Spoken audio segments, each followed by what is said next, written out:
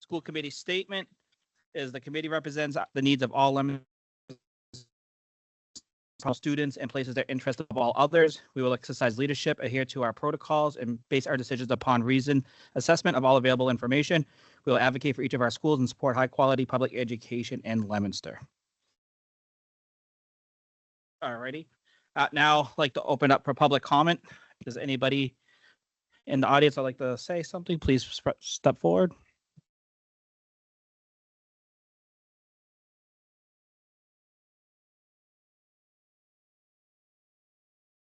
Oh, just Chris, can you turn that on?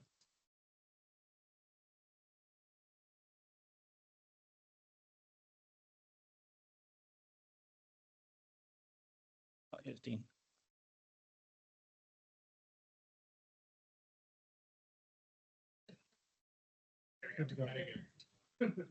Hello, take two.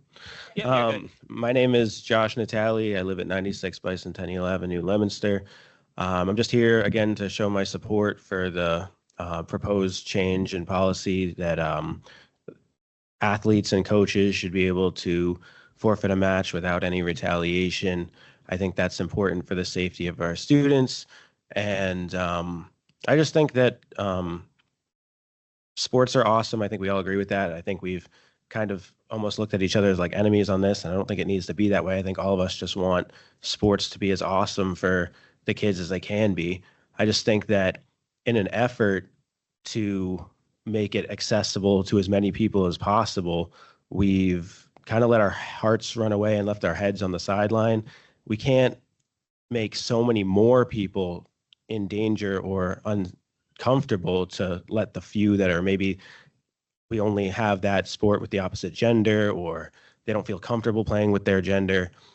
We're making so many more people uncomfortable that way. And I don't know that this policy change fixes all the problems, but at least it's a start to say, hey, at least we're going to make sure that it's safe and we're going to give them the possibility to be safe. And I think that we've had like federal laws that have been like an option to hide behind up until now. Like we can just say, hey, we're required to allow them to do that. But it looks like things are starting to swing the other way. And those things that we're hiding behind are starting to not just get removed, but get reversed. And so we're almost looking at a point now where we might lose funding if we don't make sure that sports are safe for our students. And so I don't think anybody here wants to see the funding for the schools go down. So I would just highly recommend that we implement this policy change.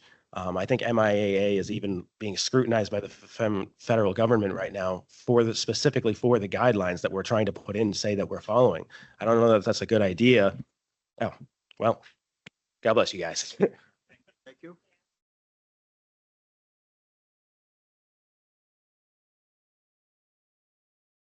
Any other comments? Just remind that public comment, it's supposed to be stuff on the agenda. Is the athletics policy under conversation for tonight's? Tonight, no. We had it on we had it on subcommittee by first readings, not tonight. Gotcha. Okay, never mind. Thank you.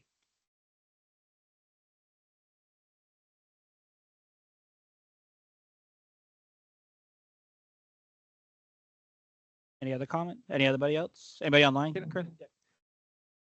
I think we need to be careful. I think we have taken comments in other meetings. Hold on, I don't think we're supposed to make comments to. I know, but I would not. I'm saying we should not open the door for discrimination against one group. I mean, I've been personally attacked about things that had nothing to do with our agenda. So I'm just saying. Gotcha. So it was discussed during last meeting. Yeah. Yeah, we can't comment during a public comment. Honestly, I think we've heard from everybody. I mean, yes, we could bring it up under the old business because it was on it, but we've already heard. I mean, I think we all know what you have to say. I mean, just being here, showing support for your issue. Is that okay? I mean, is that all right? Thank you. All right, anyone else like to speak? Is anybody online that would like to speak? Okay. Well, shaking your head. How you know that? You watch it online? Well, go outside and go online, and we'll let you talk.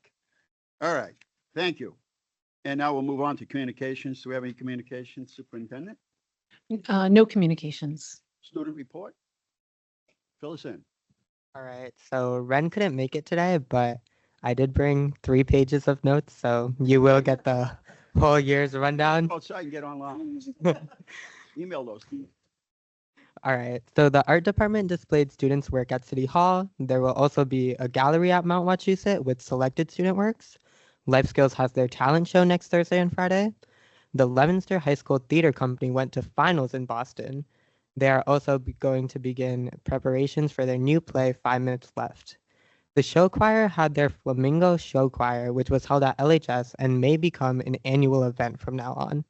The spring athletics has begun, and the spring concert for band will be on May 14th. Prom tickets for seniors have gone on sale, and prom will be on May 17th. The NHS is hosting their blood drive, and they are also selling chocolates this week. They will have their induction on May 15th for new incomers. ELA MCAS went in March, and the Math MCAS will be in May for sophomores. Yeah. There are also a lot of scholarships due in the month of April, so parents of seniors, please encourage your kids to apply. The deadlines are approaching. Guidance has created a whole Google Classroom for scholarships for seniors, and AP testing is coming up in May. And then in CTI, the co-op program has 45 students, and Dean of Students, Mr. Kelly, is in the Massachusetts Vocational Administrators Association, which is a year course for aspiring vocational administrators. He was recommended by the president and superintendent, so congratulations to Mr. Kelly. The BizTech program is wrapping up its 3rd year of its existence and will be graduating their first class in 2026. In the construction trades, carpentry, electrical, plumbing, and HVAC are building a Habitat for Humanity house at the far end of 10th Street in Leominster. Progress has been steady, and the plumbing and electrical trades have also begun helping out. The electrical program is also in the process of upgrading LHS teachers' rooms with new outlets for staff to plug in any and all devices. These programs continue the traditional work experience of assisting with the maintenance of school and other buildings in the district, whenever possible, with upgrades and repairs as requested by the facilities director without any labor cost to the city. The plumbing program also recently readied the Doyle Field buildings for the spring season by turning all the water on and verifying leaks, which goes back decades. The students will fix all plumbing systems at Doyle and then turn everything back on in the spring, maintaining operable plumbing systems. The culinary arts program also runs, providing meals, coffees, and snacks for the school committee meetings and special events, and they're getting ready for their final dinner meeting with the CTI advisory board and other outstanding senior students from each shop on May 8th.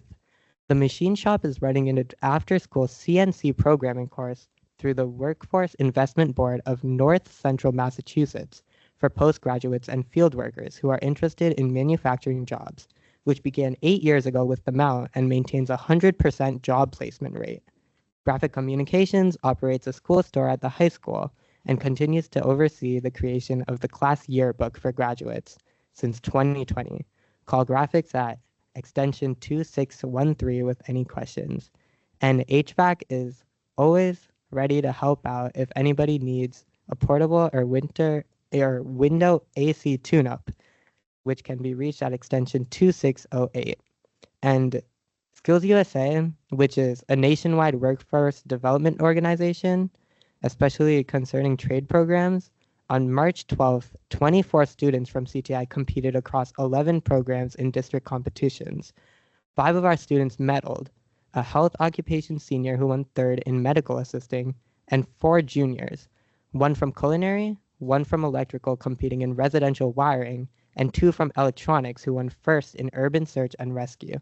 The latter 4 will go on to states competitions on May 2nd at Blackstone Vocational School. And finally, work permits are available upon request by contacting CTI Secretary Ms. Aveyard at extension 2601 during school hours.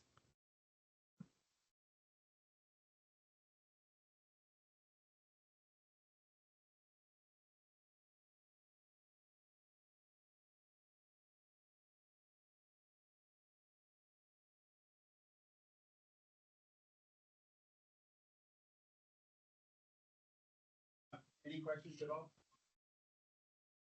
And, Thank you. My report has now become much smaller. Uh,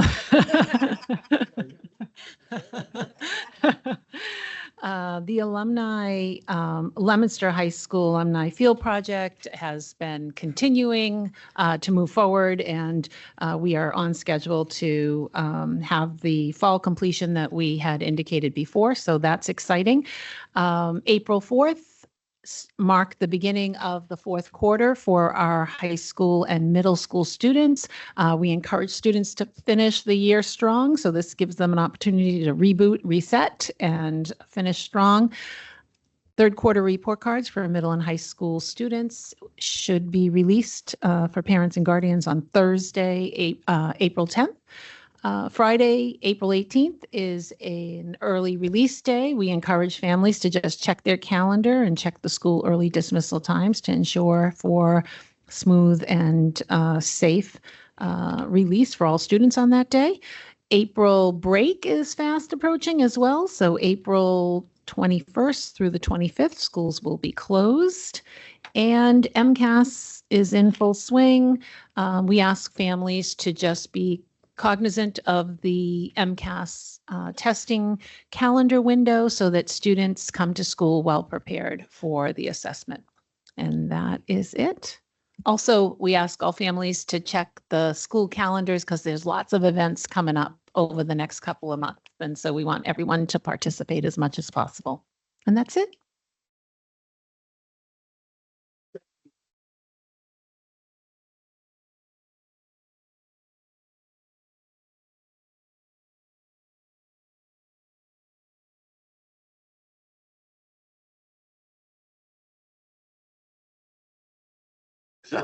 No, it's okay. If you get a pin or some sort, it'll work now. But anyway, this is a good time, as a reminder, to all parents to look at that report card and then have a conversation with your child and whatever teacher you might want to have a conversation with, good or bad. Let's have that conversation early so that we're not at the very end of this, seeing if there's some extra credit or something. You know what I'm talking about, Sandra? Is there something we can do to get this markup? All right, thank you, Superintendent. Now we're going to go to presentations and discussions. Al's not here, but artificial intelligence is. It's replacing Al, who's not here tonight. So Stephanie Petito will Stephanie? come up to the podium.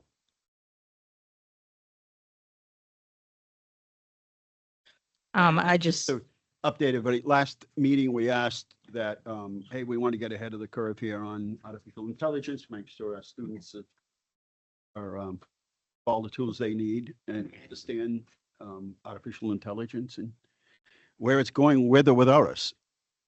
I'm going to give out some supplemental handouts because I realize I won't be able to click links I put in my presentation. So You have to. yeah, but I have some links in there that I can't click because I can't control that part. So I'll just Did AI make this presentation?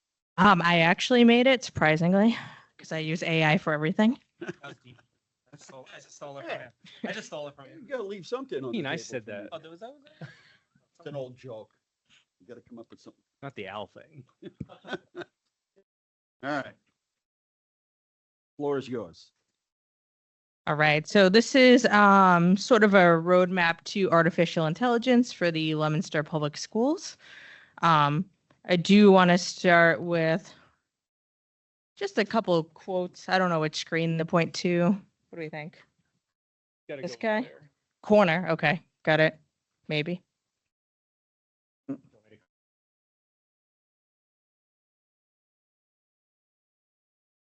Batteries.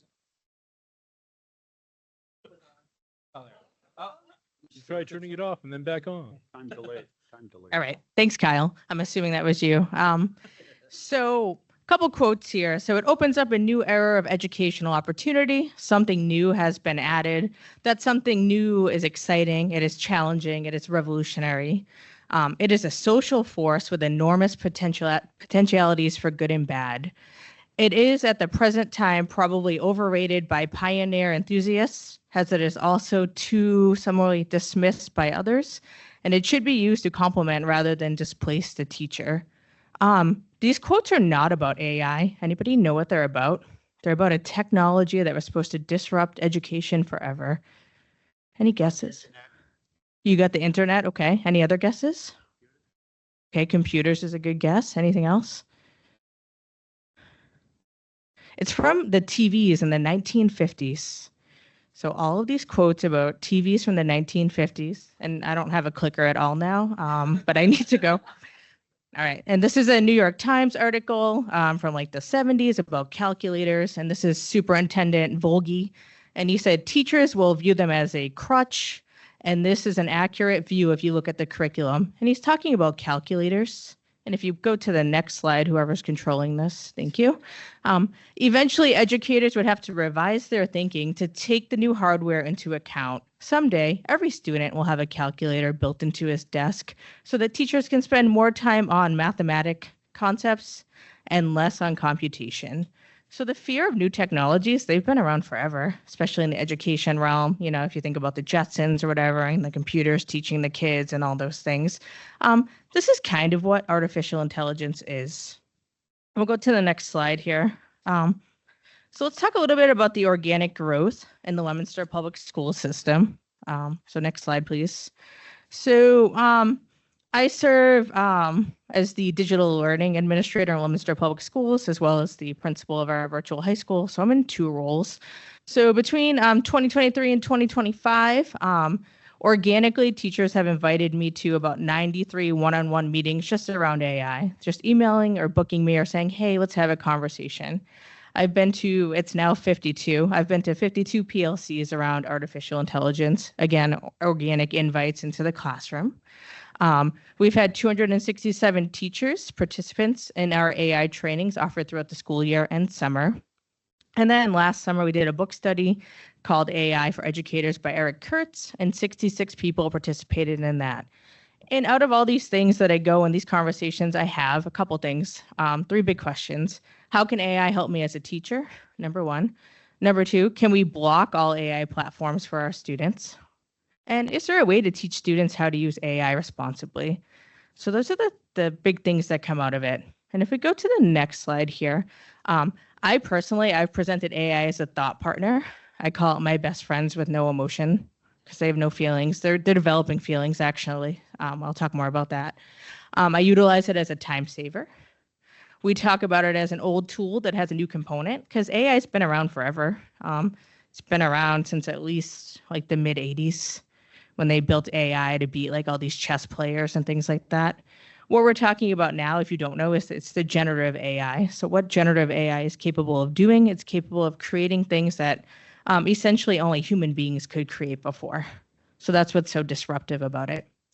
I talk about it as something to consider using with students.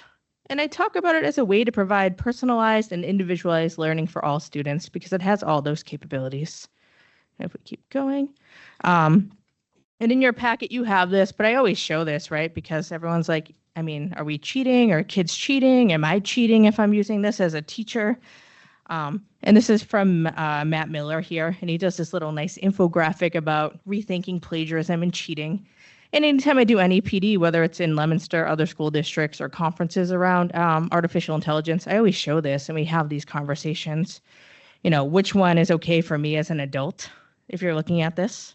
You know, which one of these are relevant to our students' futures? And like, which of these are actually cheating? We don't need to develop an answer right now for any of this. But the reality with artificial intelligence is It's basically, it's around as much as electricity is around. It's everywhere, literally, and you kind of just don't realize it. But it is everywhere. Like electricity is everywhere. It is growing at an enormous rate. And if we go to the next slide, I'll talk a little more about that. So this is from about a year ago. So this is actually a little bit outdated now. But so the thought was about a year ago, AI will start to have like emotions, ethics, and values. It already does. So I noticed too, when I use my chatbots now, I'll use like please and thank you and other things like that. Because sometimes it replies back with kind of like, hey, you're kind of hurting my feelings here a little bit. And I'm not even joking. Like it will tell me to like ease up. Scary, the creators of this AI have no idea how the generative AI arrives at its decisions. They still don't know.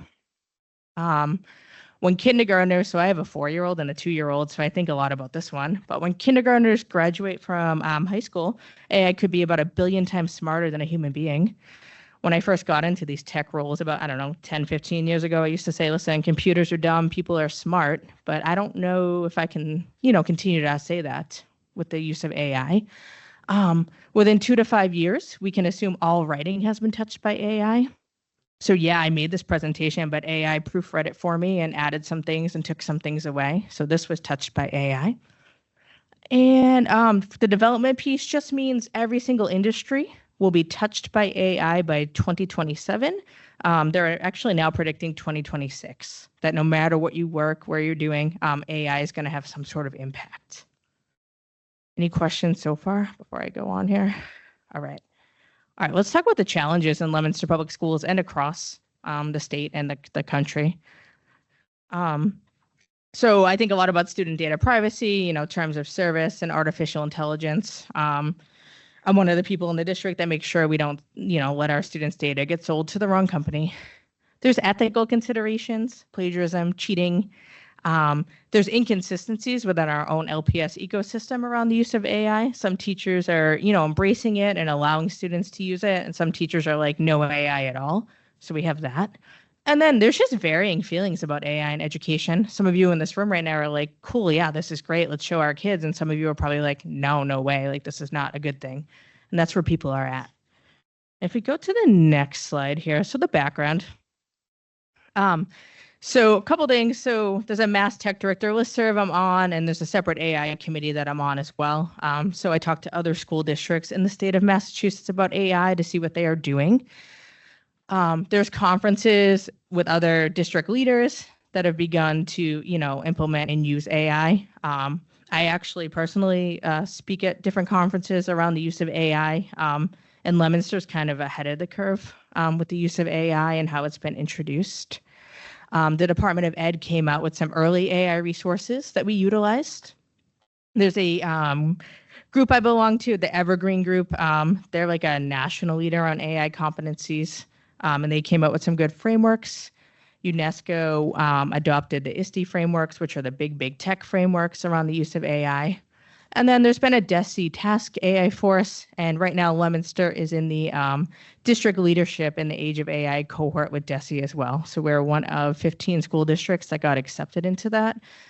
So we'll be some of the primary decision makers in whatever the policy the state is going to adopt around the use of AI. All right. There's really 2 platforms that, protect student data, that, allow teachers to use AI to create things, allow students to use AI to create things. One's Magic School, one's School AI. In Leominster, we adopted School AI after having some teachers pilot sort of these 2 programs. The main reason we adopted School AI is because it allows students to utilize it in a safe and controlled atmosphere. And I'll show you, or I'll try to show you what that looks like in a couple minutes here. And then if we go to the summary of the frameworks here, so I've spent some time looking at AI frameworks. Our tech committee has looked at some AI frameworks as well. But basically with ISTE, these frameworks are focused on empowering students to evaluate and create AI responsibly. The Evergreen model is critical evaluation of AI systems, understanding like the data bias. For example, the people who create the AI systems are biased on their own. Therefore, the AI is biased as well, which people don't really think about much. And then there's ethical responsibility, because the amount of AI we're using, it's taking up like environmental space as well. So things like the storage and stuff like that. And then UNESCO is more of a global perspective. So that's like outside of this country, other countries too, and what they're doing. So those are the frameworks that we've been studying. And if we keep going on, our LPS Tech Committee has done some of this work. So our Tech Committee has a custodial staff member, there's teachers, administrators, there's school and district leaders on there, this paraprofessional, and there's a school committee member who sits on the Tech Committee as well. We have started, last meeting, we started kind of looking at the frameworks and what frameworks we're going to share out. We're exploring guidelines for the use of AI in the classroom. And our ultimate goal is to make AI less scary. So it's out there. People are scared of it. And the more you know about it, I don't know, the scarier it is. But we're trying to make it kind of look less scary. If you look at the supplementary packet I handed you, some of the guidelines we've been looking at, this is what I mean by the links, but this guy right here, the flow chart of yes or no, I think it's the second page. That's an example guideline that a teacher could post in a classroom. And these are things we would edit for the LPS ecosystem. And the second page as well, the AI guide, is more about transparency. So the guy on the back with the robot here. But example guidelines so that artificial intelligence doesn't feel like it's the wild, wild west inside of a classroom. Because our students are using it. Our teachers are using it. Okay, and if we go on here to our next, all right, let's talk about our rollout. One more slide click for me, thank you.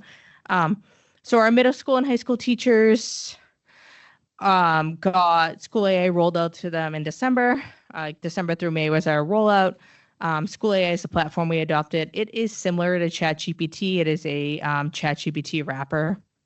However, it takes like the prompting out of it. If you're an avid ChatGPT user, there's a lot of prompting involved. I have a pretty good trained module, so I've given ChatGPT close to 1 million writing samples of mine.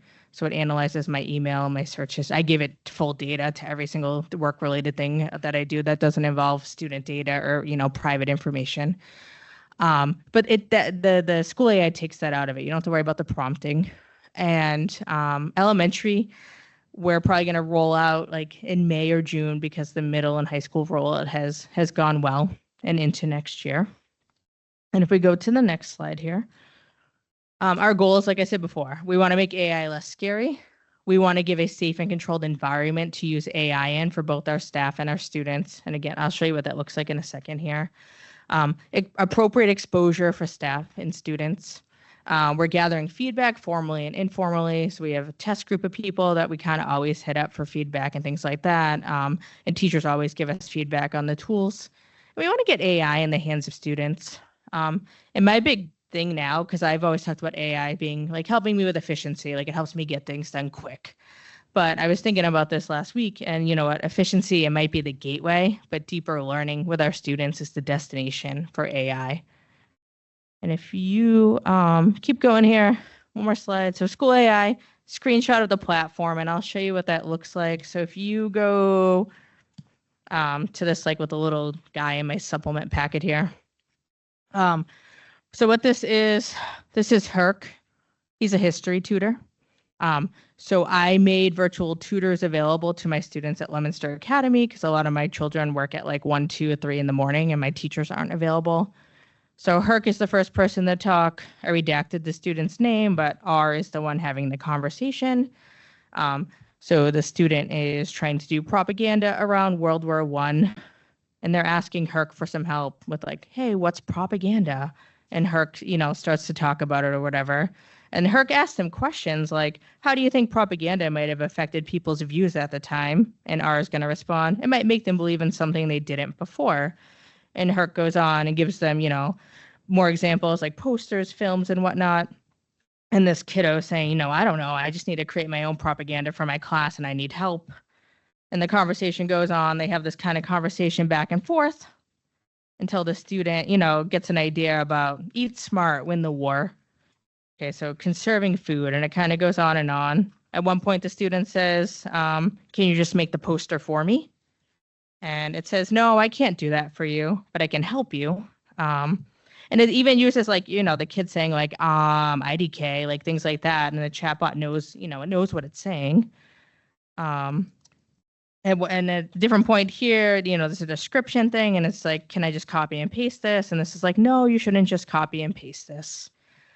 But what my students know this at Leominster Academy, and teachers who are using it in the classroom, teachers have access to all this data on school AI, so they can see every single conversation that a child has had with these chatbots. So they can go in, they can see the conversations.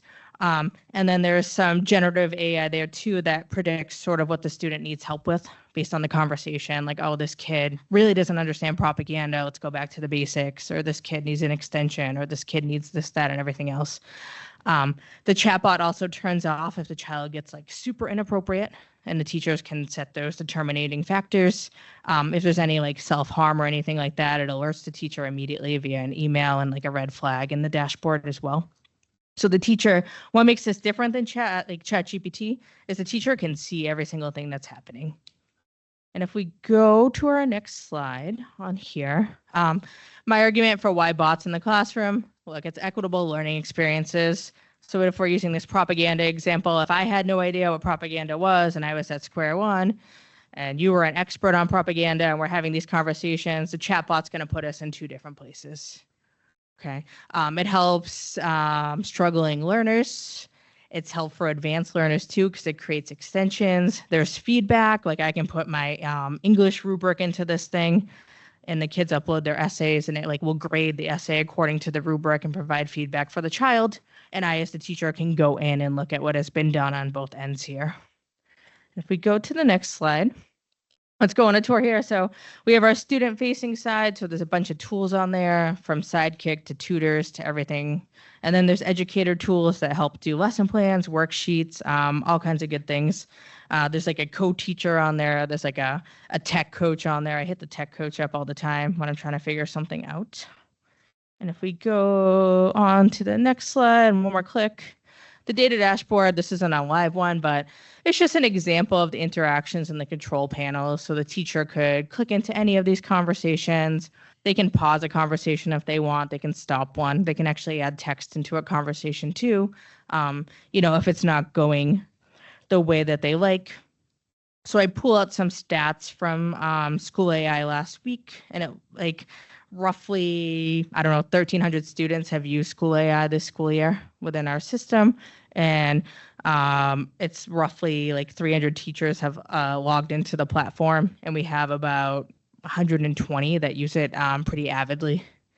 So yeah, that's sort of what's going on with artificial intelligence in the school system. Any questions or comments? Yeah. Good one.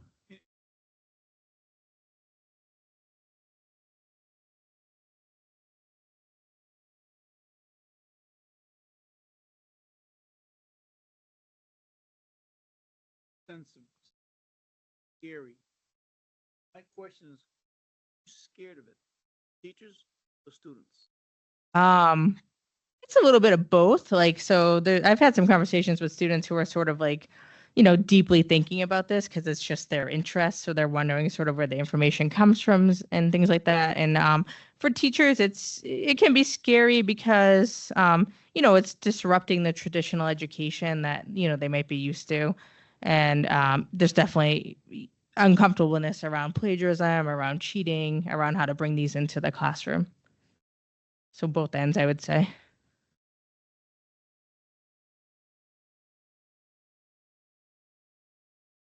How do you feel about it? Do you feel scared by it? Scared or threatened? Yeah, I don't feel threatened by artificial intelligence because I think it's a great tool that unlocks all these potential that, we never had before. Like if I didn't know how to code or something like that, I can go on and vibe code and make my own game, and kids can definitely get into their own interests. I don't know if people are threatened. Nobody's ever expressed that they were threatened by it. Some people are scared about how to bring it into the classroom and, how it might affect. But no one has used the word threatened with me in the conversations. Go ahead. Out of the you might not know this, but out of the 1,300, do you know, like, are the more advanced students using it more than the ones that might be on, like, IEPs or anything like that? Or do you see, like, one area of students using it more than others, I guess? It's more done by whole groups of classes. So I can see every single student and we can do a cross reference sort of like that. But I will tell you that I do spend a lot of time talking to our special education staff. So they're a frequent group that will email me about different ways to use this like in their classrooms. They were some of my early adopters as well when this stuff first rolled out. I think I understand all this. But on the other end is how it relates to learning, and we're not really sure how that's going to play out and who's going to use it, how much one person uses it versus another. I mean, there's, like you said, it's like everything else. There's good and bad uses. I do think, though, that if when we had a lot of, and we still have a lot of manufacturing in town, the businesses themselves got together and started a tool and die program. When robotics, it seemed like, in especially in manufacturing, automation and robotics. So we started a robotics program. So in the next 5 years, depending on who you talk to, there'll be 170 to 200 million new jobs directly related to AI. And so my goal was, understanding all this is, how do we position our school system so that we're teaching the students the skills they need to operate in a new world? Because everything's going to change, from medical to how we pick up our trash to, I mean, go to a bookstore and half the magazine section is filled with MIT's version of AI and what's going to happen. So I understand all that. That's sort of, the good and the bad. But I do think we need to right size and prepare our student population to respond to the changing world as it relates to employment, because that is what's going to change the most. And I get it. People, artists are afraid, and I get all that. They have every good reason to be, if you see some of the work that artificial intelligence can do, and an artist looks at it and says, that's better than what I can do. But it's not organic or anything. And so I do think we need to sort of position ourselves as soon as possible to get out in front of this, so that our system is teaching the students the skills they'll need as other skills become less needed in the workplace. Otherwise, we're in the coal industry, Yeah. We spend a lot of I spend a lot of time at work with Microsoft Copilot and Amazon Q, and it's taking over everything. It's taking over my day. But supposed to help you. yeah, no, it's great. No, it helps me write things right. Yeah. So so how this works, do we manage our knowledge base for the data that goes into it? So is it pulling, it's obviously pulling from the internet. Is it pulling from other knowledge base sources that we control? No, so it's a ChatGPT and a Gemini wrapper at this point. What makes it so different, it has filters in place so like kids can't access the inappropriate content. And the data is not used. Like if you go to ChatGPT, the data you put in there is used to make the ChatGPT smarter. This data is not used to make anything smarter. It just kind of dies where it dies. So when you say you talk about uploading your rubric, that only applies to your. So for example, your classroom is every classroom is different in terms of how it's managed. Yep. So there's no like centralized knowledge base that is maintained. There can be, yeah, because you can share, like if you make a space, they're called, you can share them with like within LPS or with other teachers as well. So there's a couple of teachers there's a couple social studies teachers that I know are doing that in our district. I love the fact that you guys are using for teachers to help them in terms of grading or anything along those lines that saves them time with kind of that repetitive task that just takes time and energy, where it could be better focused on other things. I love that. And I encourage that to continue more too. So just some feedback from it. But from a CTI perspective, I agree with you, Dean, 100%. Is that this is going to be a huge market, good paying jobs. And these are things that low code. We're not talking about like deep code with this stuff. This is low code or no code stuff. This can be learned at the high school level easily. So I would encourage us to start looking at a whole new area of focus for CTEI. And it might maybe we'll look towards the colleges and see sort of what they're doing or see what people are doing in the industry. I mean, but you want to get out ahead of it. We don't want to be sort of, Yeah. last generation, trying to see which, plan we're going to work from which school system. Yeah. We have an opportunity here to sort of advance. The good thing about Leominster is that district leadership has been supportive of it. Building leadership has been supportive, and a lot of our teachers are on board with it. So they are interested. They are looking at it. They are using it. And I would call us early adopters of implementing some of these programs, and super early adopters of getting it in the hands of children. Not in the way that kids are using ChatGPT anyways, but in the way that teachers are all right, yeah, we're going to use this today to do X, Y, and Z. So I think that's a good thing. I would encourage building out a knowledge base or district wide or at different levels so that you can have some standards of information that are, because with the bots, depending on where the source of information they're getting it from, it may be wrong, it may be inconsistent, it may be biased, all those things. Where if you have an internal knowledge base where you point certain these questions to, you can control what information is going to the student, So kind of integrate with our curriculums. Yeah. So yeah, basically how we would teach it is the information's coming through in the way that you would teach it, or the context, and that's something that you can do. Just have I think it's very good to have a standard knowledge base for anything, but for students to look up and get consistent answers too. If they got it from that or they got it somewhere else. Greg, don't you see in the industry, it would be very similar to companies that didn't really understand the IT system, but knew they needed one? Yeah.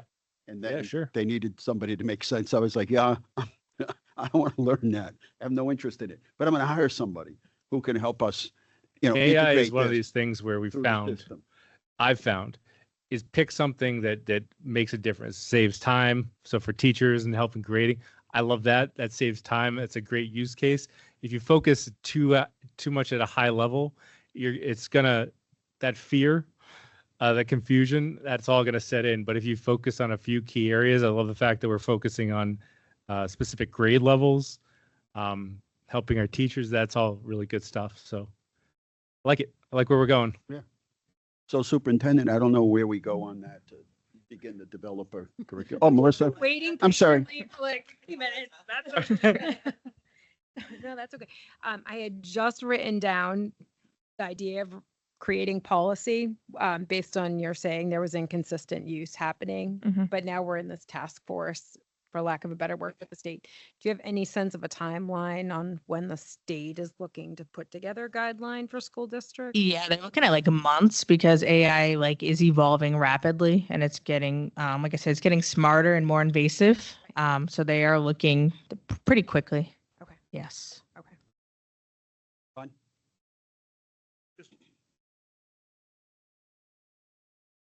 That it gets smarter. What gets smarter? How? And how do you uh,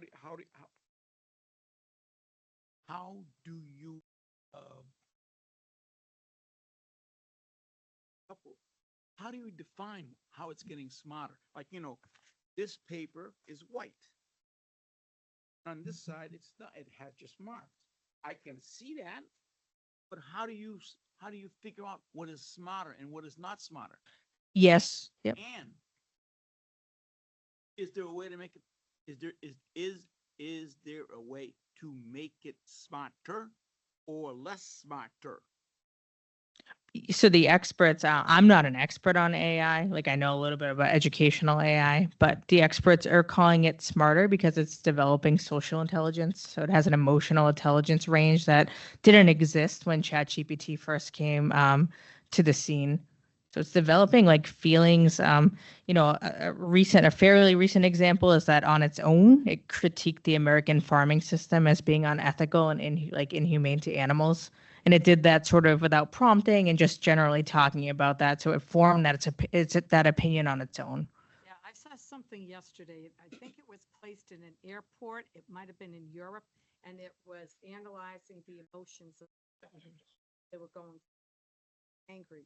I hope they're not watching me Yeah. when I go through the airport. Laugh. This is Yeah. never a fun experience. You can say you're worried that you don't want them looking at you, but whether you like it or not, Believe it or not, Dean, they already are. You don't have to tell me. So Ron, Well aware. a way that the AI is getting smarter is a lot of these like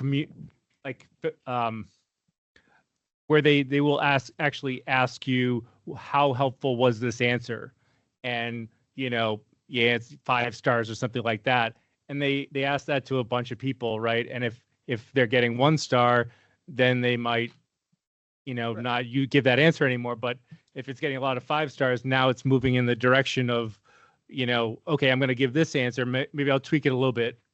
That's even better than the original one. So it's Right. learning They over weighted. time. They weighted. It's Yeah, weighted. yeah, exactly. Based on the response, and Yeah. the better the response, like a product you buy, it comes up further. You still don't get it. It's not so much whether they get it or not. Her, me, him. We all have axons and dendrites in our heads, Yeah. and they're moving all the time. We don't Mine control, lately? we don't control what goes on inside our heads. It's going at warp speed. Right. Ron, look at it this way, right? For anybody that's like, especially in learning. I'm impressed by teachers. They have a lesson plan and they know where they need to be at every step of the year. So I look at it this way. If I'm a teacher and I know at the end of the year, this is what a student needs to leave my classroom with, I'm going to look at those tools and say, how can AI help me along the way so I can achieve what I'm trying to? I'm not going to turn the whole class over to AI, but I'm going to look for tools. I think that's how everybody's, whether it's a doctor, an attorney, by the way, attorney use it right now more than anybody. And because it saves time. So everybody's going to apply it differently, right? Depending on what they're trying to accomplish. And that's the simple answer. It's another tool. It's got many spokes to the tool, can be used in many different ways. You may choose not to use it at all. You may just decide to use a little bit of it.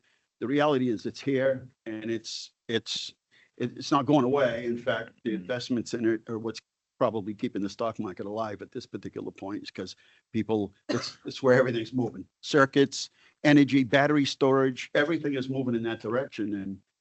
And, a student right from here, from the Leominster High School system, was one of the originators of cloud-based storage right here. And that company is a multi-zillion-dollar company that's been sold off a couple of times.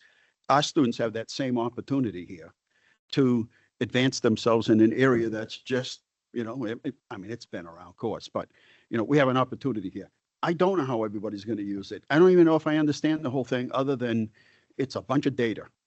It's a bunch of the collections of data, and it will be, would you say, smarter than 200 times smarter than a kindergarten, but in 10 years, be smarter than anybody in the world. Mm-hmm. So I'm not going to play chess against it, but I'll sit down with a human being and play chess. That's the reality of it all. It's here. It's going to be here. We can analyze it for the rest of our lives. I hope it helps some doctor. If I have to go into surgery, that's robot assisted surgery today, and I'm sure it'll be artificial intelligence. If it's a better product at the end and I recuperate faster and it's more successful, I don't care where they get the data. I really don't. I just care about the end result. So, this is as a CTEI sort of program, I guess, superintendent, it's up to you and your team to kind of start to move in that direction. Sign me up. There you go. There's your High first school. committee member from the general public and the labor force, but Maybe I'll that's just what we take need. There are people in the community that are already Following Greg's passion. artificial intelligence already. I do like AI. But, thank you. That was good. Thank you. Thank you. All question. It's my fault. Hang on, I'm going to ask artificial intelligence. Go ahead. No, I had laugh at me. Make I'm not fun of me. laughing. I'm asking him. Right. Is there any possibility, and superintendent can stop me anytime she wants, is there any possibility that you can come back, Well, yeah, in a month? that's or the whole 2 point of months, this. just to give us an update of where you've been, where you're at with this now, and what's happening today is April. What would be happening in May or in June, or with what was going to happen in September, how it's affecting you, how it's affecting the teachers and the kids and how it's affecting their learning. Well, Good, bad, or indifferent. If the superintendent's going to put a group together and it's going to be some, maybe people in the community, when she puts out a newsletter, say, anybody working with this stuff already that you could help us with?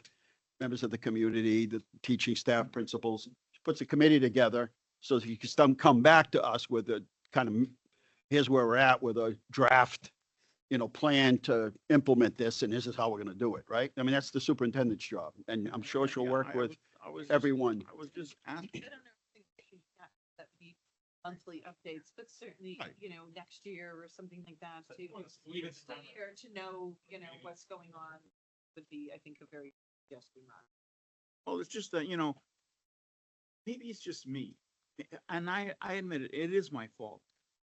If we wait too long, we're going to be, Well, there's two different things. One is, the One is talk about learning and CTEI, and, curriculum building. Another is just general, what's going on and, AI and where we're at and things we're like not, that. Ron. That's why So we're there's- talking there's two tonight. different things.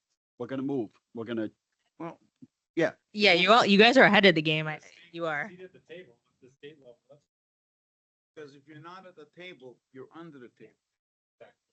all I know is the most important people are the HVAC guys, because very soon, everyone's going to turn their air conditioner on and none of them work. And they're all going to be calling these students willing to pay anything, right? Yeah. Right? Everybody knows that. Thank you. Thank you very much. Thank you. All right, Try it. let's get the Right here. budget. Speaking of, did AI get I- this budget? I'm gonna follow that. How do you follow that up? I follow that. You'll do a great job. You bring a robot in. Yeah, that's it. Next year we'll work on that. It mows the lawn now, it picks up the. That's it. Yeah. They're amazing. Right. All right. Okay, budget, let's go. All right. Okay. So I want to thank, first of all, the leadership team, many of whom are here tonight. The preliminary FY26 budget presented this evening is the direct result of numerous meetings, discussions, and creative problem solving. We're moving from ESSER funding that supported a lot of initiatives to moving back to Chapter 70 funded, SOA funded budget. This budget process began, Mel and myself met starting in December pretty regularly looking at our numbers. We then invited our principals individually to come to our cabinet meetings and present their school improvement plans for next year and present to us what they felt was needed financially to help improve student outcomes at the schools. And so that was the start of that. And then since then, our team has collaborated closely with staff, one another to further identify and prioritize the needs of each school and also our district as a whole. Every step of the way, this has been guided by data points. And so every adjustment made to this budget has been justified or grounded in data that really supported the necessity of the request. This budget promotes the development of a clear instructional vision, the expansion of access to advanced and vocational coursework, strengthening academic achievement through supports of our multi-tiered system of supports and differentiated supports for our students. In addition, we are actively looking at disparities around student achievement and how we close gaps and how we also enhance school safety and facilities. Collectively, the strategic investments in this budget, we believe, position us well to meet the needs of our students, our staff, and our community while advancing shared commitment to educational excellence. I also want to take a minute to thank the comptroller, Jen Reddington. She has worked closely with Melanie with input, recommendations, and documentation to help support us through the process. And so that collaboration has been a very important element to the success of this year's budgeting in particular. So with that, I will turn it over to Melanie to present the budget. I will say that it is a net school-funded budget. We are right where we are supposed to be, and we've been able to lift some things off of the ESSER grants and continue them in this particular grant. I mean, in this budget. What I would ask is if we could wait to ask questions until Melanie gets through the entire presentation, and then I can sort of field questions, and we have all of our cabinet here. So depending on the question, other cabinet members might be able to provide some additional information. Thank you. Right. So with that, we're going to go right into it. Yes. Okay. So of course, for everybody, I think this is a familiar scene for everybody that's in the room, but also for everybody at home. I like to remind everybody that Chapter 70 is the state aid allocated to schools across Massachusetts. The formula, which is primarily driven by student enrollment, is designed to ensure that each school district has adequate resources to provide a quality education for all students, while taking into account the financial capacity of each local government. A district's budget is determined by multiplying the number of students at each grade level and their demographic characteristics by a series of education spending categories, and then summing those results. An integral component of the Chapter 70 formula is our local contribution. This refers to the amount each district has the ability to reasonably contribute from local tax revenue to support its schools. The local contribution is determined based on factors such as the city's property wealth and the income of its residents. Chapter 70 aid is then calculated to fill the gap between a district's required local contribution and its foundation budget. So this might be easier for you to see on your paper. I apologize for that. Try to fit a lot of data on one screen. In fiscal 26, the preliminary increase in net school spending amounts to $7,579,126. Of this, $5,952,698 is attributed to Chapter 70 aid, while $1,626,428 comes from the required local contribution. It's important to note that this figure is not final at this point. The House and Senate will each release and debate their own versions of the budget before negotiating a unified version, which is expected to be signed by the start of fiscal 26 school year, hopefully June or July. Massachusetts continues its efforts to address disparities for low-income students, English learners, and students with special needs through the Student Opportunity Act, now in its 5th year of implementation out of 6 years. In recent years, the funding formula has significantly increased state resources for the Leominster Public Schools. For fiscal 26, this increase is largely driven by a notable 9.1% increase in our low-income student population, resulting in an additional $3.3 million in funding, which equates to the support of approximately 134 student increase, which I will elaborate on the next slide. The fiscal 26 foundation budget includes several key adjustments, such as a distinct inflation rate for health insurance costs, an increased allocation for in-district special education, and a higher per pupil allocation for both English learners and low-income students. Uh-oh. There we go. Again, very small, so you'll have to look at your sheets, I'm sure. As noted in the previous slide, Chapter 70 funding is significantly influenced by student enrollment and demographics. The formula is based on the school district's enrollment as of October 1st of our prior year. It accounts for 13 enrollment categories and demographic groups, which are listed there on that sheet, multiplying each group by a cost rate across 11 different spending categories. Thank you. The Department of Elementary and Secondary Education calculates foundation enrollment using student-specific data submitted by each school district through the student information management systems. From fiscal 25 to 26, district-wide enrollment increased by 113 students to 6,122 students as of October 1st of the prior year. So any students added after that October 1st are not in the Chapter 70 foundation. A district's low income enrollment, as mentioned in the previous slide, is determined by 3 categories: students participating in state public assistance programs, students certified as low income, and students identified as homeless through the McKinney-Vento Act. Since fiscal 23, the Student Opportunity Act has addressed the low income rate for our Chapter 70, which has increased the rate from $5,842 per student to $7,815 per student, which since fiscal 23, that's a 33.8% increase in that funding for low incomes.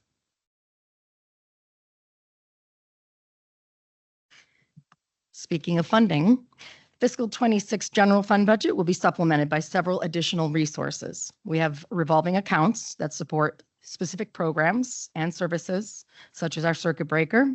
It helps offset the rising cost of special education tuitions, and the school choice program, which helps cover the costs associated with students attending from other districts.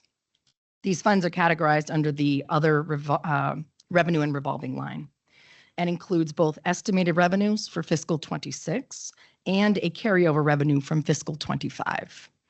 Additionally, the district receives recurring federal and state grant funding through the Department of Ed to support its goals and address the needs of the district. It's also important to note, I think as the superintendent had spoken to, one-time federal funding provided to address the impact of COVID-19 pandemic has now been fully expended.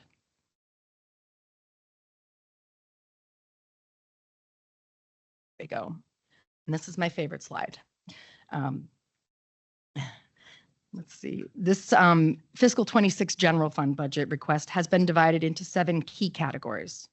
The budget process begins by identifying the district's contractual and fixed costs, which include wages and salaries, benefits, special education tuitions, indirect charges, repair and maintenance, technology, and other expenses. We'll begin with the largest expenditure, which is our wages and salaries, along with benefits that collectively account for 80% of the total budget. There you go. For fiscal 26, wages and salaries represent 63% of the school's general fund budget. The projected salary expenses include contractual increases such as cost of living adjustments, step increases, lane changes, longevity stipends, extracurricular stipends, totaling $3,009,000 roughly. Additionally, we have accounted for 12 currently posted positions totaling $882,000, which are critical roles that were unfilled in fiscal 25 and need to be carried to fiscal 26. The projected wages and salaries also includes for 12 new positions totaling $925,000, which are essential to address anticipated enrollment growth, class sizes, and student needs. Additionally, the district is requesting an increase in the athletic stipends budget, raising it from $350,000 to $385,000 to support the contractual adjustments for fiscal 26. In total, the district is requesting a 930 FTE or full-time equivalent budget amounting to $70,037,582 in wages and salaries.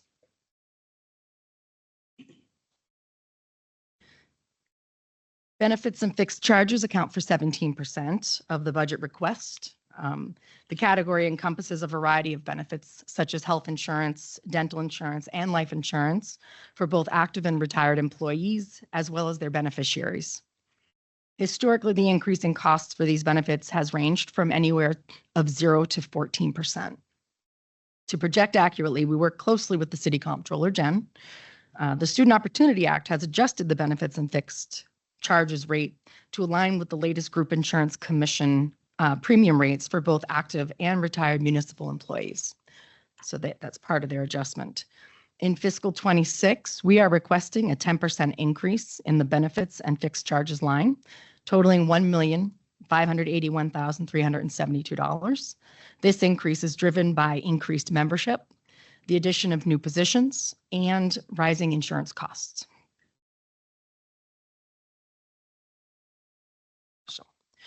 Special education tuitions, as we have seen in the past, are a challenge to project within the budget. The category amounts for 6% of the proposed budget, totaling $9,277,000, partially offset by the revolving funds circuit breaker. The costs can vary significantly from year to year due to factors such as individual student service needs, the number of new students moving into the district with specialized service requirements, and the number of students aging out of the program. The rate increases for the out-of-district placements are determined by the state.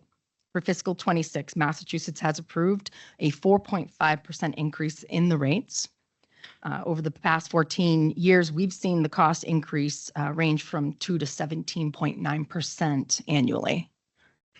For fiscal 26, we are projecting on our end a 6.8% increase from the prior year in the general fund budget, which amounts to $590,089. Additionally, the district was able to carry forward $3.2 million of circuit breaker revolving revenue to help offset some of those tuition costs.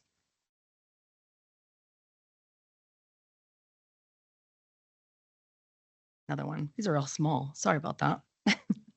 Indirect charges represent expenses incurred by the city in support of the schools. These costs include administration, retirement expenses, DPW services, school resource officers, state assessments related to school choice sending tuitions, and charter schools. On an annual basis, Jen over at the city kindly provides the school with an agreement accompanied by a summary sheet and all of the supplemental details estimating these expenses. It's been a pleasure to work with her again this year on this aspect of the budget. The fiscal 25 estimate, as you can see, is still an estimate. The year is not over, so that is subject to adjustment, and it may come in lower than projected of $7.4 million. For fiscal 26, the total estimated indirect charges provided are $6,776,429.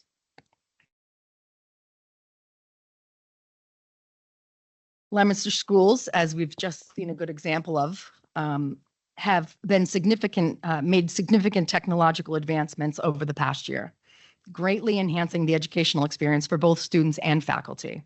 This progress has established a strong foundation to support the evolving technological needs of our district. Our technology department remains committed to providing efficient and equitable access to technology for all students and staff across the district. The district has embraced emerging technologies, particularly in computer science and STEM programs, offering hands-on experiential learning opportunities. And I love this video, this picture where they're just reaching out into the universe, trying to figure out, I don't know what they're looking at, but it looks really cool. In fiscal 26, we will continue to invest in the network infrastructure throughout the district to further improve internet connectivity and reliability for all students and staff.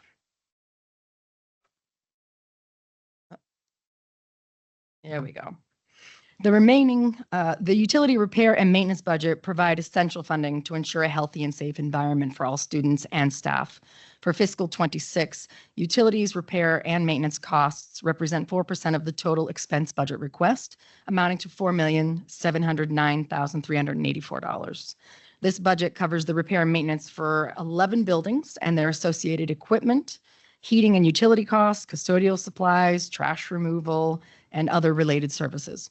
We continue to make significant progress in addressing projects in our aging buildings, moving them into a more sustainable maintenance phase, thanks to Butch and Bill and all of their hard work.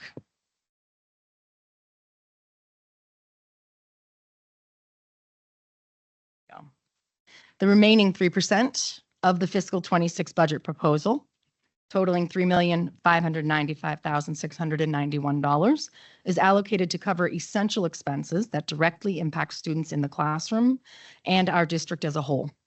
This includes costs for medical therapeutic services for students, instructional supplies, safety and security, professional development for staff, athletics, expanding our summer programming, enhancing pathways at the high school, support for specialized education, and much, much more. While the expenses within the all other budget vary in terms of their specific areas, they're crucial to the continued success and functioning of the district.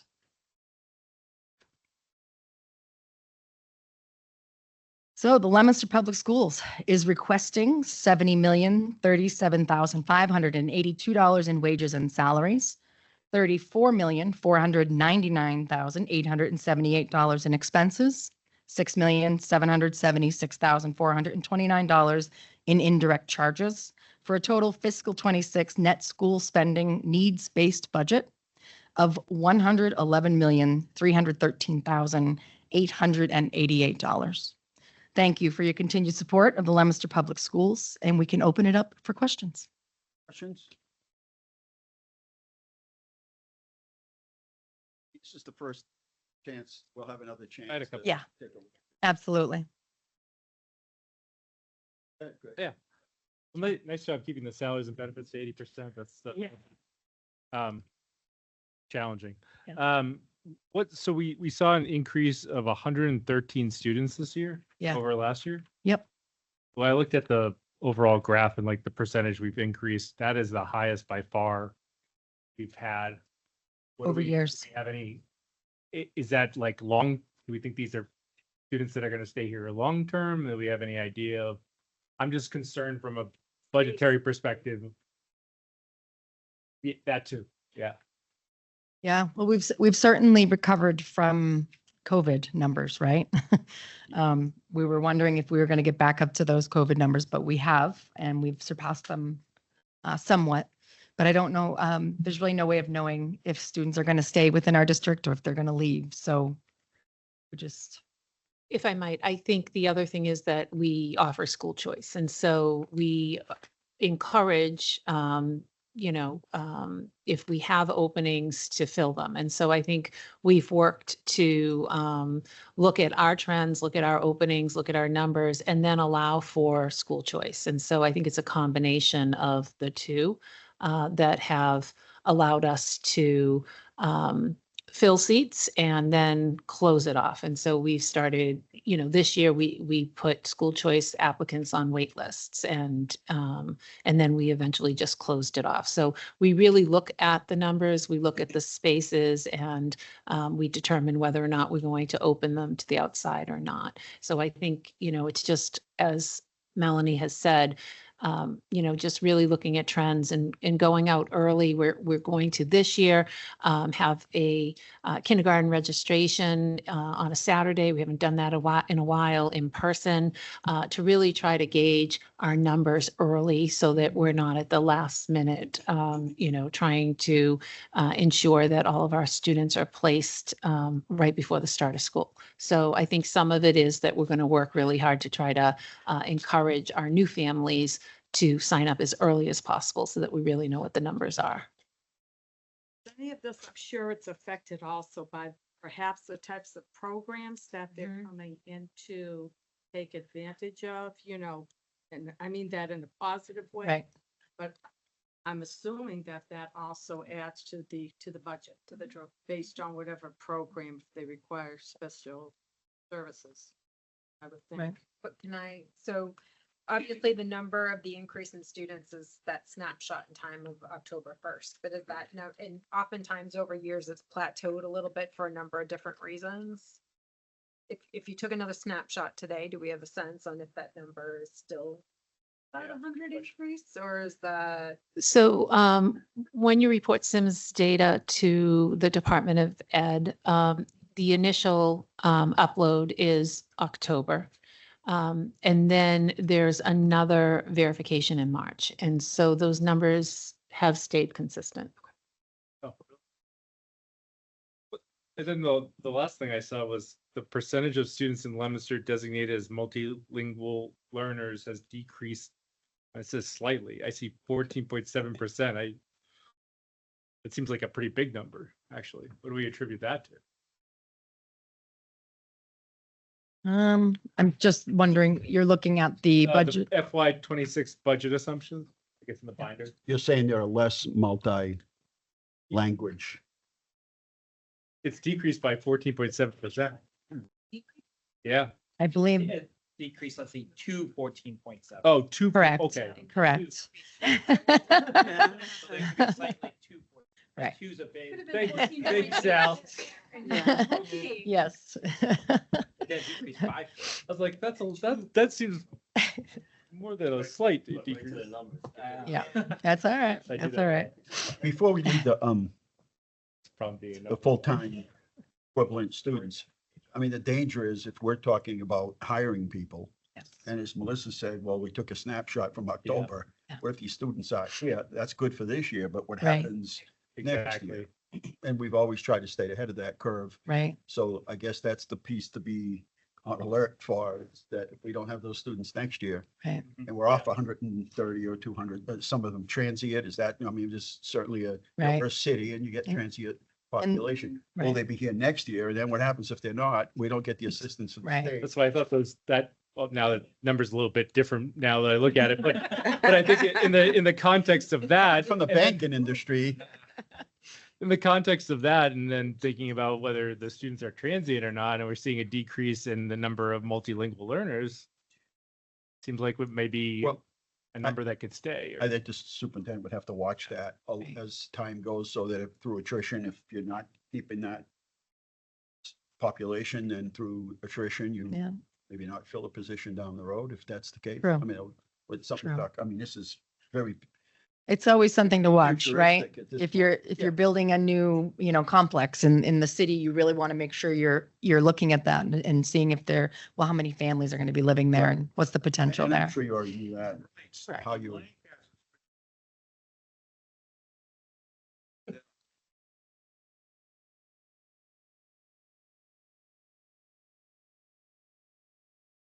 And how many students are in these apartments? Not many.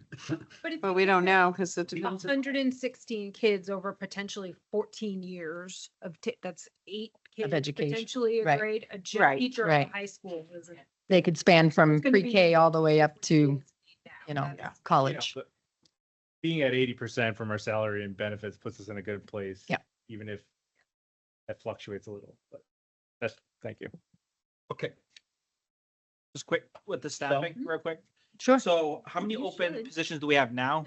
I was gonna say, We have- we're asking questions of Robin. I think she has a risk. Allow for. Oh. I didn't know if I could answer.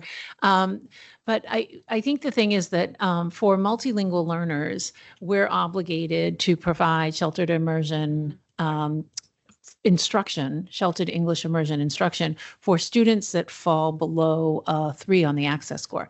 So, and we're funded differently depending on, whether a student's a multilingual learner, whether a student falls into the low income category.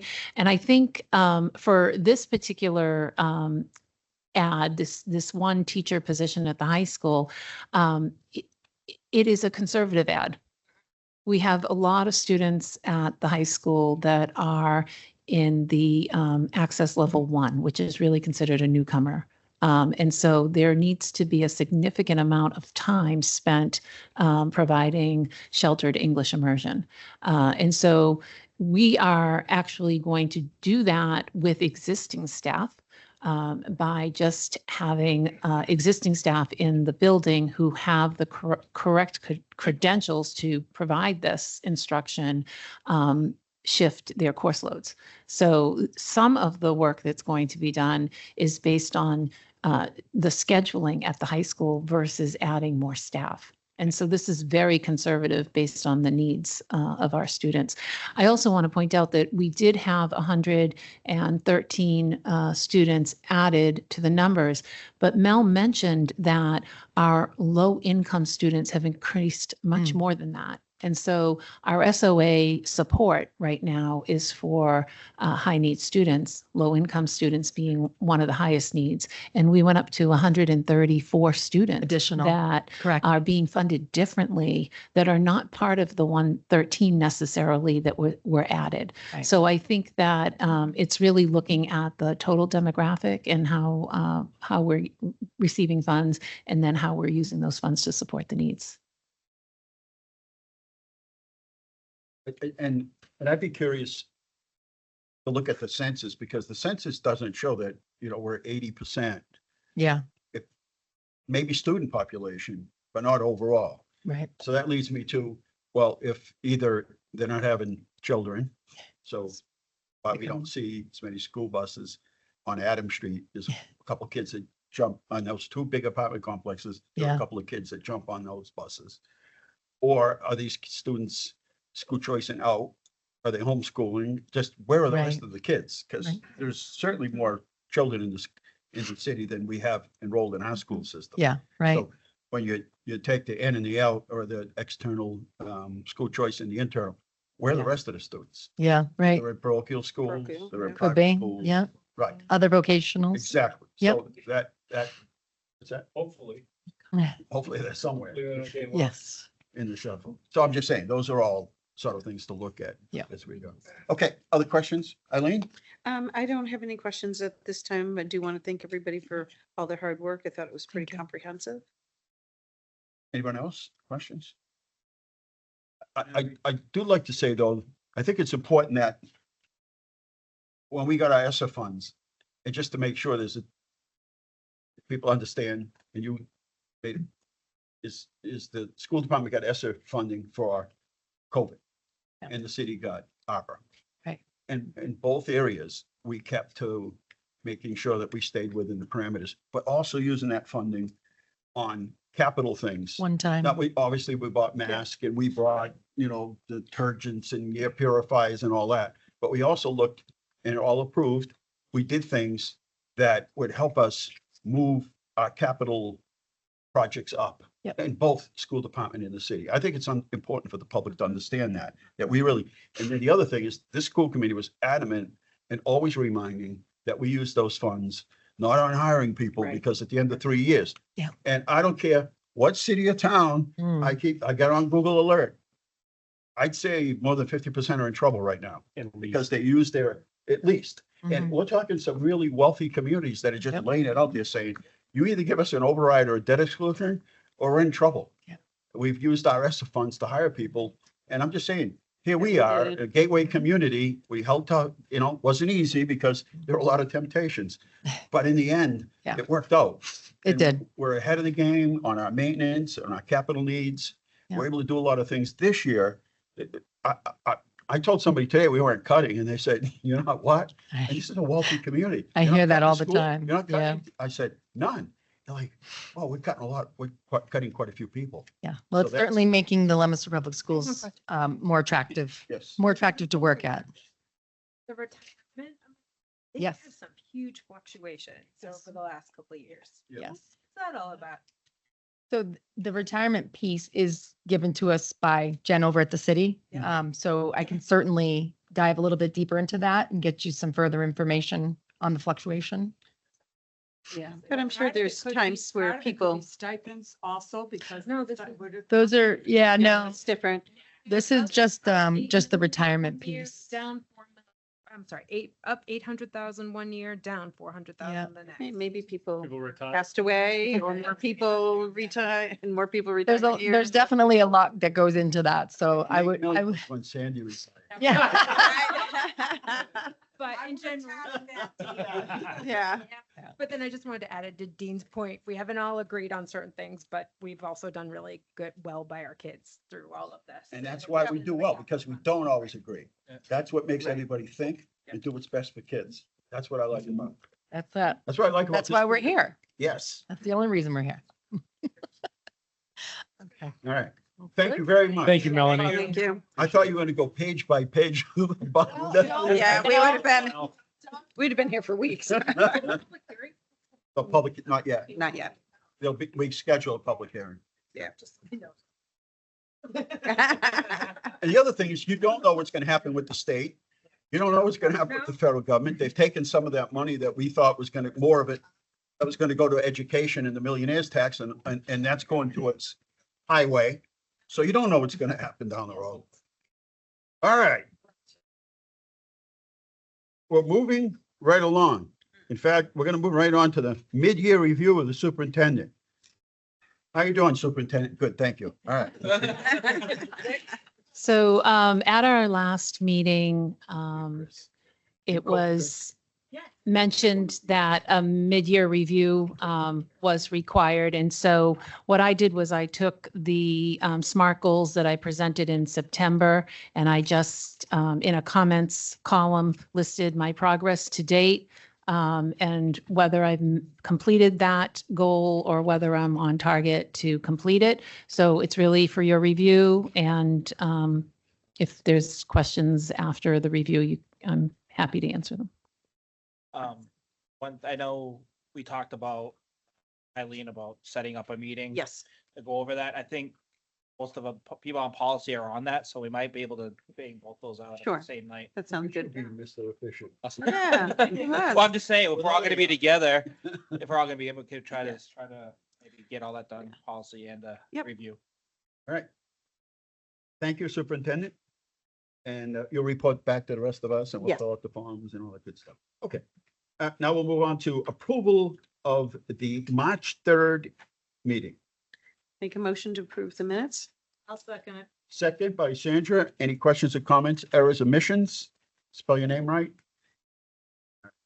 You were here when they said you were here, and if not, you weren't. Okay, good. All in favor? Those opposed? Thank you. We'll now move on to subcommittee reports. Do we have anything on sub? Yes, we do. Okay. We did meet today and discuss the interscholastic athletics, and that's filed JJIB. We have made, there were two paragraphs that were different from our original policy, existing policy, and we're just tweaking it in the third paragraph down. We're changing if a player to student athlete. So if a student athlete chooses not to participate, the district will not penalize the student athlete for not participating, period. And we're deleting the rest of it because when it talks about forfeiting, that's already part of MIA, which we need to follow. The other thing was in the, I'm sorry, the paragraph above it just says that we're required to follow all MIA state and federal laws, which obviously is something that we need to continue to do. So we need first reading of this. Are there any questions on it?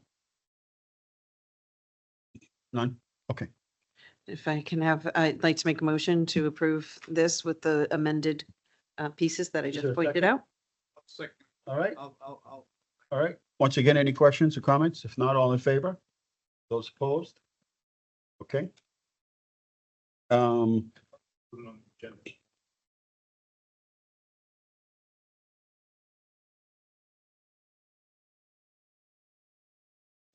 This was the first. This is the first reading, First reading. right? The second reading is what will approve it as a policy. So we didn't really need a vote. We just needed to hear it first. Yeah. That's what I mean. And the, Like the budget, we're not passing on the first right. viewing of the school committee. Right, we always need two meetings. And we are going to have a policy subcommittee meeting. Potentially, we'll firm it up and get it out to the public, but on Tuesday, April 22nd, at the superintendent's conference room, just to move forward because we have not met in a while due to the cancellations and various things, meetings, so. All set then? Yep, so that's Okay. it. Finance updates? Anything from the finance committee? Other than budget transfers and? Yeah, we got warrants, Spending money. grants. That's biggest things. You want me to go through? 'em? Sure. This time we'll start at the beginning. Good place to start. Be surprised. If you knew me, you wouldn't be that surprised. All right, so warrants, we're starting with warrant 31, $227,429.23. Warrant 32, $2,841,775.46. Warrant 33, $280,173.81. Warrant 34, $3,575,420.88. Warrant 35, $333,893.58. Warrant 36, $2,770,670.95. Warrant 37, $574,586.67. Warrant 38, $3,174,379.26. And warrant 39, $377,171.51. All right, you heard the recommendation. I assume that's a motion to approve. Is there a There's a second? motion. And a second by Jennifer. Any questions or comments? If not, all in favor? Those opposed? Grants, I mean, you're gonna do, Grant and revolving. okay. All right. Warrant 31, $160,210.80. Warrant 32, $220,514.34. Warrant 33, $101,833.60. Warrant 34, $802,852.06. Warrant 35, $47,058.68. Warrant 36, $247,169.30. Warrant 37, $277,429.87. Warrant 38, $610,529.26. And warrant 39, $146,285.59. All right, you heard the recommendation. I assume that's a Recommendation yet to Is there a accept. second? Second by Jennifer. Any questions or comments? If not, all in favor? Those opposed? Thank you. Okay. And transfers? Yeah. Making a motion to request the following transfer from the general fund salaries to the general fund expenses totaling $580,000 as stated in table 1 of the transfer report. So we're going from salary, oh, from expense to salary. Got it. Salary to expense. Yep. It's unhired positions. Okay, I got it. Yeah. Thank you. All right, All you want to, I don't think there are any questions. No, just making sure. All right, thank you. There'll be a motion. Is there a second? Yeah, we need to. I'll second. Thank you, Sam. You're All right, any other questions? If not, all in favor? Those opposed? All right. It's you guys. Flying through this thing. Obsolete equipment, A lot of it. pencil sharpeners, what do they have? Obsolete equipment. Old computers in a bus. Bus, I want that. I'm bidding on that. It's all yours. What do we do with It's that? another engine. I can read it. Yeah, I think it's just a bunch of different, yeah. It's just different. So Bring it. I guess I would, But the dealer. can I make a motion Okay. to Absolutely. approve the Obsolete equipment. obsolete equipment, getting rid of it all? Second it. All right, does anybody want to contest the bus being obsolete? No. Still yellow, still yellow. All right, all in favor? Thank you. We have obsolete equipment. Approval of the warrants. We did caps vote on lease of space and caps vote on expanding agreement to include adult program. Okay, I have the materials for you. The Yes. first one has to do with the lease of the building on 690 Mechanic Street. My old stomping grounds. Expand, so Get they kicked can out. expand, well, Dean and I talked about that, so to expand the adult program, they need more space. And they felt that this was the most affordable. Yep. And each district, some of you are probably aware of this, each district has to vote. And then they'll move ahead because they need to work on the building in order to have it ready by September. I got a call from the landlord this afternoon. Oh, you did? After, Yes. after we? Yes. Okay. He said, he would ask that this is approved, Condition. conditionally upon an executed lease. He said there's no lease yet, so. he No, says, there isn't. We're voting on a lease that there isn't one, so he says this is No. conditionally upon. So that was one of my concerns, is knowing that there's potentially a very large project being developed right there.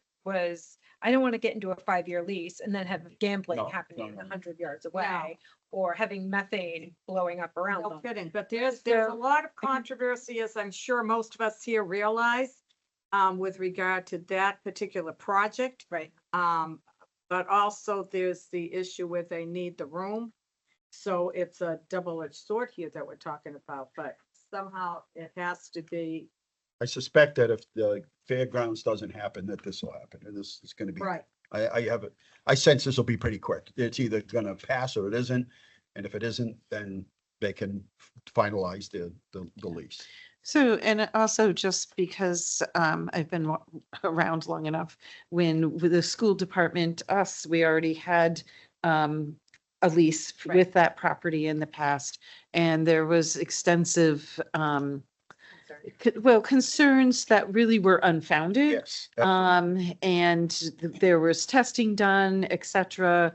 I remember. And that more was testing. Crossroads. That was Crossroads, it's right, and so, I think that, that is not necessarily, and people might, not agree, but there was extensive testing done at the time. We ended up ending our lease. My, day job was there for 13 years. No one had any undue, issues. There's been a daycare there Okay. due for, haven't turned green or anything. It was there's- extensively over. Right, there and was, monoxide and Yep. methane and all kinds of Borings. borings and monitors and et cetera, people in the neighborhood. So I think those things have been alleviated. Whether there's the fairgrounds or not goes in as another, question, Right. but the property certainly is spacious enough to accommodate the learning environment. So our vote would be conditional, just like everybody else. I Right. mean, it's all conditional upon executing an actual lease. I think they're trying to get ahead of things. So that's okay. I So I mean, guess that's So- my only concern / question is that CAPS is fully aware, since they're not based They in are. Leominster, that They this is the certainly are. ongoing. Okay. They certainly are very Great. much aware. right, so somebody want to make a motion and there's two motions here. One is to, I don't think we have any issue with the include adult program and allowing Wachusett District to join. No. So that could be all two separate motions if you want to make the motions. All right, I'll make the motions to vote on the lease of space on 690 Mechanic Street for the purpose of CAP's use for an extended program. A conditional Conditional. Conditional. Till it's executed. Okay, till the lease is executed, discussion, and I'll second it. Question? All thank right. you. Eileen, any questions or comments? If not, all in favor? Those opposed? Okay, Okay, thank you. And the thank you. second part. And nice job on that, by the And way. thank you very much. I tried. It's because of that huge stipend that I got. Yes. Well, Third you timer. told me it would put you in another tax It bracket. did, yeah, done with stipend. Okay, next thing that I'm passing around, I did use some of my stipend to have these. I know, they charged me a bundle. So this is all about the CAPS collaborative agreement. This way you all have a copy. Right, we still need to vote on Wachusett joining. Yeah. Yep. Okay, I just want to make sure we don't. And the reason I brought this is because they need, the next vote is to add Wachusett District joining. I thought they were in it, but no, huh? That was tentative. Dusty had to approve it. I make a motion to approve Wachusett joining. All right. I is would there a second it. second by Eileen?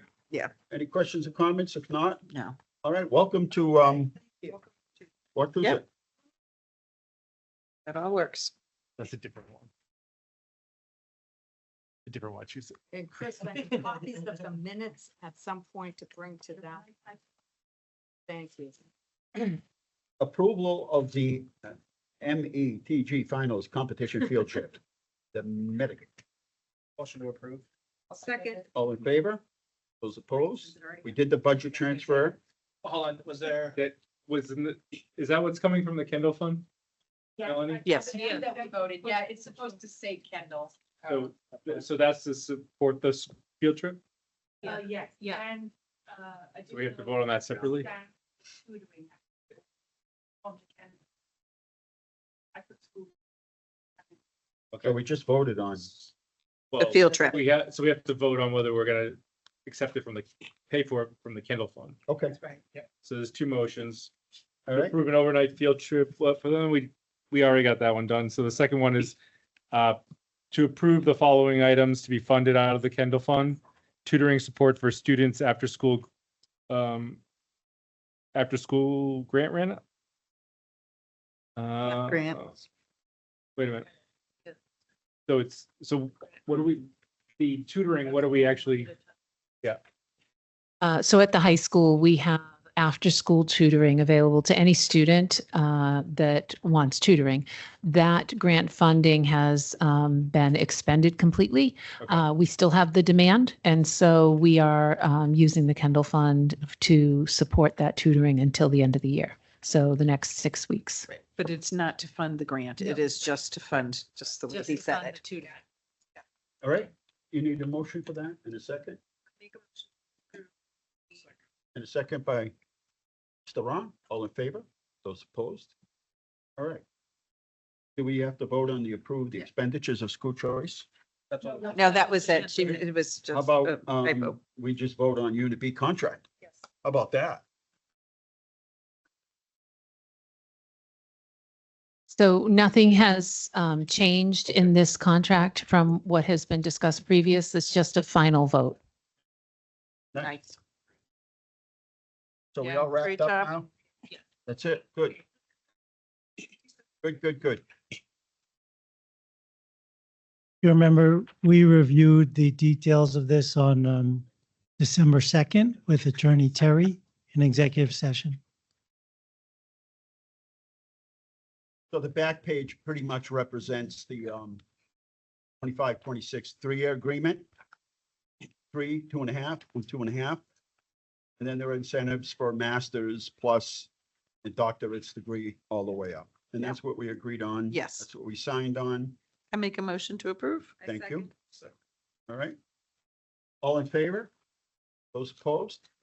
Nice job. Thank you. Yeah. Moving along. And thank you to all the unions for being reasonable. Yes, we It really appreciate it. helped us Very this year to be able to add some of this funding, to put into classrooms, to our buildings, and for the new students that we have. So it does make a difference. All right, new or old business?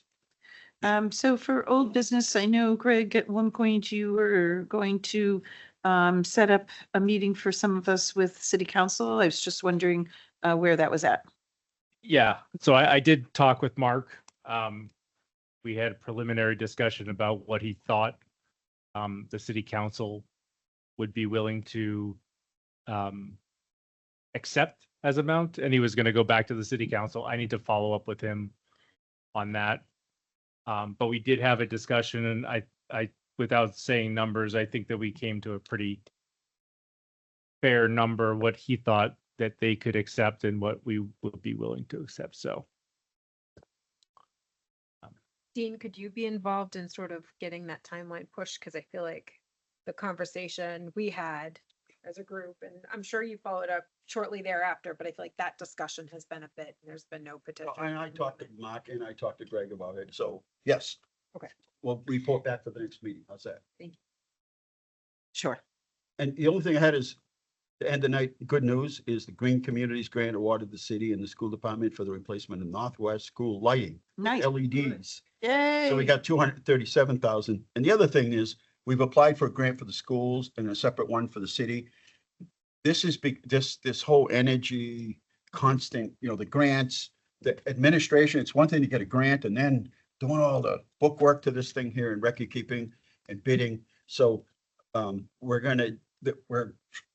we've gotten one. Hopefully we'll get the other for, say, a 3-year grant, which will allow us to hire somebody to help us through this process. Because what's happening is it's all ending up on the same people. And it's a lot of work. Sure. It should be easy. It should be, yeah, you comply, here you go, bang. This is, an app, you fill it out, bang, done. It's not, it's a lot of work. So, anyway, that's good. And hopefully it reduces our electric bill. Just because we're talking about lighting. Yes. Has there been any review of the parking lot at Doyle Field? It's been dark. It is very dark. So, And it's not gonna be so much an issue now, summer coming, but in the fall, it's It was it's black. dangerous. It really is. so apparently the electrical conduit that goes underground to get us on the other side is what needs to be replaced. So when they upgrade, when they upgrade the lights, we're gonna bring in new lights to the other half. We have to completely replace the service. That'll be done at the same time. Hopefully that'll be this year. Yeah, it was dangerous. Yeah, it's dark out there, Yeah. not just dark. I mean, yeah, it was black. There's no parking spaces, so everyone's taking around. It's very. Yeah, we're just lucky no one got hit. Pretty much, yes. Like, that was terrifying. Yeah. Their soccer games. Yep, I know. Absolutely. And it's been a busy year, as you heard the student report, plays and school activities. And we're just getting into April. So get ready. And graduation is just a reminder again, May 31st. 31st. I know, What which, are you getting excited which is about? early. Are you graduating? My daughter is. I'm like, Sort of like, yeah. Yeah. Well, you get to give her a diploma. That's a very exciting. All right. Right. It's all right. Is it a motion to approve? To adjourn? Turn. Well, Yeah. Right. I am adjourning. You guys can do whatever you want. I'm leaving. All in favor?